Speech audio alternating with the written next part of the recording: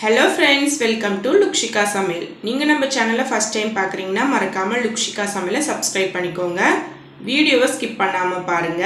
இன்னைக்கு நம்ம வீடியோல திணை அரிசியை வச்சு ஒரு வெஜ் பிரியாணி எப்படி செய்யறதுன்னு பார்க்கலாம். வாங்க வீடியோக்குள்ள போலாம்.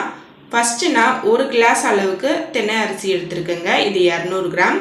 இப்போ இது ஒரு பாத்திரத்துல சேர்த்துக்கலாம். சேர்த்துட்டு தேவையான அளவு தண்ணி சேர்த்துக்கலாம். தண்ணி சேர்த்துட்டு ஒரு 3-4 வாட்டி நல்லா வாஷ் பண்ணி கொண்டு வந்துடலாம். நல்லா வாஷ் பண்ணி கொண்டு வந்துட்டு இது ஒரு 15 நிமிஷத்துக்கு அப்படியே ஊற விட்டுடலாங்க. ஊறுற டைமில் நம்ம பிரியாணி தாளிக்க ஸ்டார்ட் பண்ணிடலாம். ஸ்டவ் ஆன் பண்ணிவிட்டு ஒரு குக்கர் எடுத்துக்கலாம். அதில் 2 டேபிள் ஸ்பூன் அளவுக்கு எண்ணெய் சேர்த்துக்கலாம்.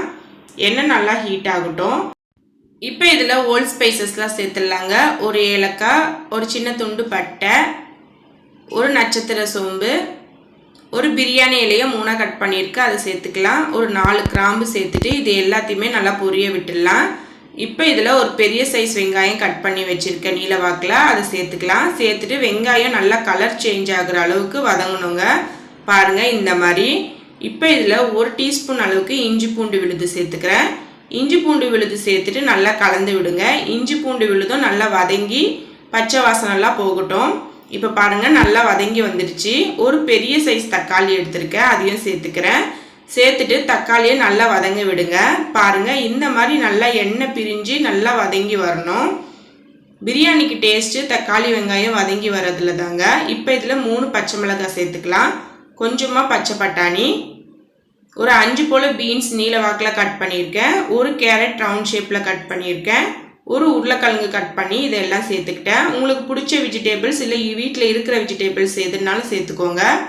இப்போ இதில் ஒரு கரண்டி அளவுக்கு கெட்டியான தயிர் சேர்த்துக்கிறேன். கூடவே ஒரு கைப்பிடி அளவு புதினா சேர்த்துக்கிறேன். சேர்த்துட்டு நல்லா கலந்து விடுங்க. 1/4 டீஸ்பூனுக்கு மஞ்சத்தூள் சேர்த்துக்கோங்க. 1 டீஸ்பூனுக்கு வெறும் மிளகாத்தூள் சேர்த்துக்கோங்க.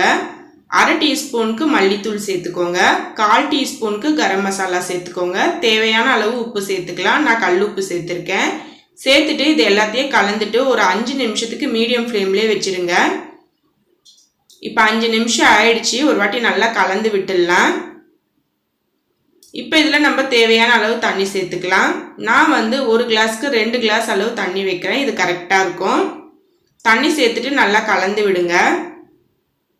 கலந்து விட்டுட்டு இது நல்லா ஒரு கொதி வரட்டோங்க. ஸ்டவ் இப்போ ஹை ஃப்ளேம்லேயே இருக்கட்டும்.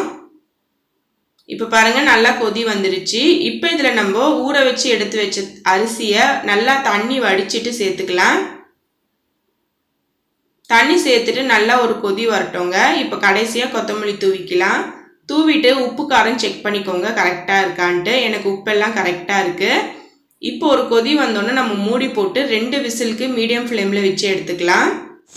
இப்போ 2 விசில் வந்துருச்சுங்க. ஸ்டவ்வை ஆஃப் பண்ணிடலாம். ப்ரெஷர் அடங்கி வரட்டும். இப்போ பாருங்கள் ப்ரெஷர் எல்லாம் நல்லா அடங்கி வந்துருச்சு. பாருங்கள் நல்லா உதிரியாக சூப்பராக நல்லா சாஃப்டாக வெந்து வந்திருக்கு. அவ்வளோதாங்க, நம்மளோட திணை அரிசி வெஜ் பிரியாணி சூப்பராக ரெடி ஆயிடுச்சு.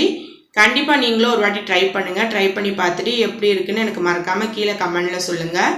இந்த வீடியோ உங்களுக்கு பிடிச்சிருந்தா லைக் பண்ணுங்கள், ஷேர் பண்ணுங்கள். மறக்காமல் லுக்ஷிகா சமையலுக்கு சப்ஸ்கிரைப் பண்ணிக்கோங்க. தேங்க்யூ. தேங்க்ஸ் ஃபார் வாட்சிங். பை.